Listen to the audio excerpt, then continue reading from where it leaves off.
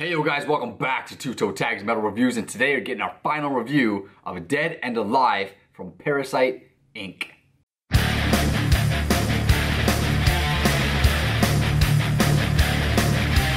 Alright guys, we just spent the entire week listening to this album over and over and over again to develop our opinions and give you guys a review. I'm gonna hand the floor to TV Fish. Hit him with it. What do you got? This album, after 1 week of listening, I think is pretty damn good. You know, in our first impressions, we both enjoyed this album a lot, and I'm really happy that this album did not grow tired for me over the entire week, because that's the test of time, right? You know, right. You listen to it over and over and over, and if it's still entertaining for you, then that's a good sign that it's a good album. Right. And I did not get tired of really any of these songs. I didn't find any of them were skippable, including the cover, because, you know, when we first listened to it, we weren't sure if it was a cover or not. It's called Empty Streets, and it's a band or artist named Scandroid that neither of us have heard of. And when we first heard it, we're like, this sounds completely different from the rest of the album, what's going on? And we learned it was a cover, and that explains a lot. Like, you could kind of consider the title track as the final true track. Like, it's the final original track, and then you have this bonus We normally cover. don't really include covers when we do our reviews anyway, so it's like, as far as my score goes, it doesn't count. Yeah, but something special about this one is every time it came on, I was really into it. You know, we talked to each other a little bit about the album throughout the week, and you know, you mentioned to me that you were skipping it sometimes, Yep. you know, weren't too huge into it, but for me, I don't know what it is. It just kept me hooked. I think it's just, it's not the song itself that fits with the album, it's the energy it provides. If I could describe this album in one word, that word would be epic. And I think that this Empty Streets cover does contribute to that. It gives the same vibe that a lot of these other songs are giving. It's just very different sounding because it's a cover of something else.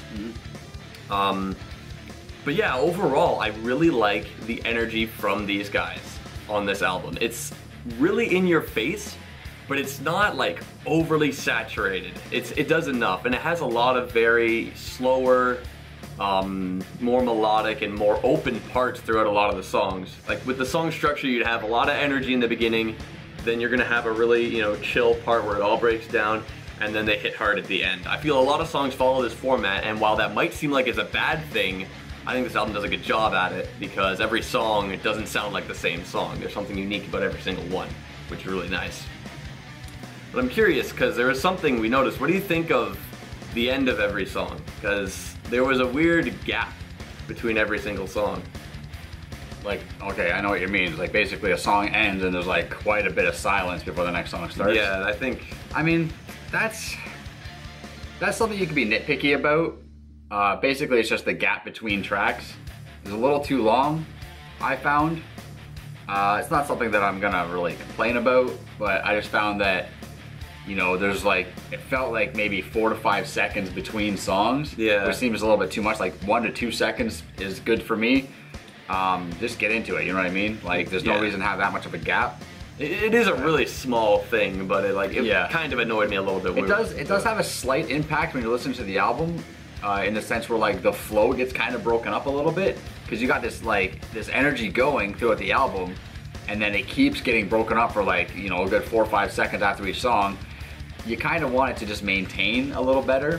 After the last song, after Dead and Alive, the last true track, I can see a pause being there, and then all of a sudden it gets into the cover track as like a bonus track. I can see that, that's just fine. But having a space between each track is a little weird for me, but it's not really something that I'd really complain too much about. This is small beans. Yeah. You know? I'm also curious what you think of this band, like, compared to Children of Bodom, because you mentioned this last week, saying that this band sounds like that other band a lot. Yep. Do you think after a week of listening, you've noticed this band's identity more, or like how are you feeling about that? That's a good question. I definitely feel like Parasite Inc. has its own identity. I feel like they sound like their own band, but I hear a lot of parallels between this band and Children of Bodom. Maybe it's just my ears. Everybody hears things a little differently. But I hear not only Bodom, there's a few different bands like Trivium. I hear Trivium in here, I hear Arch Enemy in here, I hear some In Flames in here, some Amon Amarth, and yeah, but mainly Children of Bodom. I think these guys are definitely very likened to Children of Bodom. That's not a bad thing. I love Bodom. I think Bodom's an awesome band.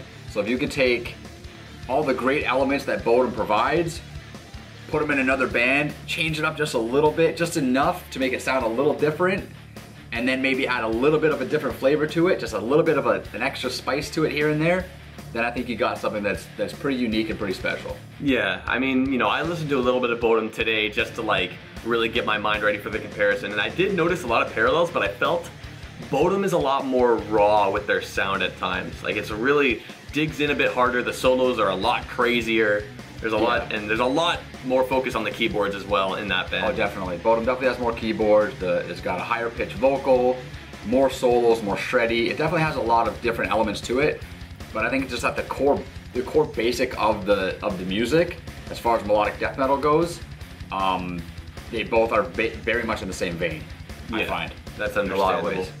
So what was your favorite track, like, after the week went by? My favorite track is probably the title track, Dead and Alive.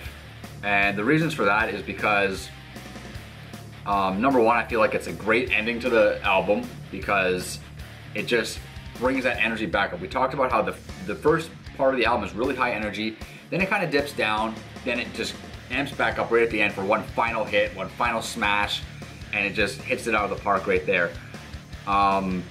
The guitar solo in that song, let me mention first that there's not a guitar solo in every song. If there are, they're very subtle and small, but there's like 2 or 3 songs with some decent solos, but this one, in my opinion, is the best one. I love the solo. I listened to it a few times, really focused on it, and was like, wow, this is actually really good, really stylistic. It's not super technical and super impressive, but just very stylistic, and I just really like the presentation of it. But just overall, just the energy of that song and the fact that it comes back up from, you know, the album being a little bit down.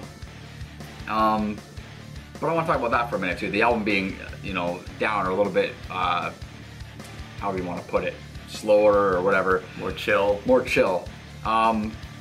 It's not that the songs are like slow. The tempo is still there, but they're not fast. If you know what I mean, like the drums aren't. There's no speed in the guitars, but the tempo of the songs is still upbeat. They're still up tempo songs. So you still got that energy going, but instead of like, you know, super fast double bass, you're going like half speed double bass. So I wouldn't necessarily say that they're slow songs or low energy songs. There's definitely energy throughout the whole album, but it's just there's certain section of songs, maybe between tracks like 6 to 9, where you have, it's kind of like half tempo, or half speed, I should say, but the tempo is still there. Yeah. Kind of hard to explain, but maybe you guys get what I'm saying. But even then, I still think it did like a good job at keeping, like, maintaining that presence. It did. Maintain the presence, maintain the energy from beginning to end. It definitely did. Even though some of the tracks were kind of cut in half. I did mention last week, like, I wanted to give this album that test of, did it really get back to that energy by the end? And I decided to listen to this album backwards to decide that, to say, okay, if I started with Empty Streets and go through it, will I feel like the same kind of way I felt when I listened to it forwards?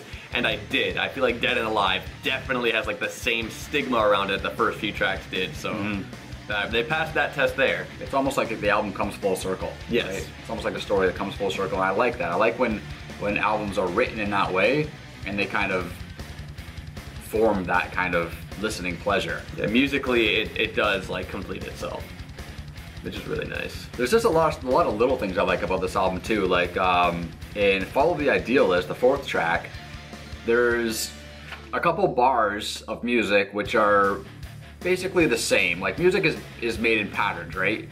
And they're basically the same, but if you listen closely, the percussion is slightly different. Like, what kicks off one section of one bar is this little like diddle he does on the drums, and then he does another little diddle the second time, and you almost don't even notice it when you're listening to it. They almost sound the same, but when you focus on it and you hear these little differences each time, those are the kind of like accents and the kind of bits of flair that I look for in music, and then I go, oh wow, that stands out a little bit.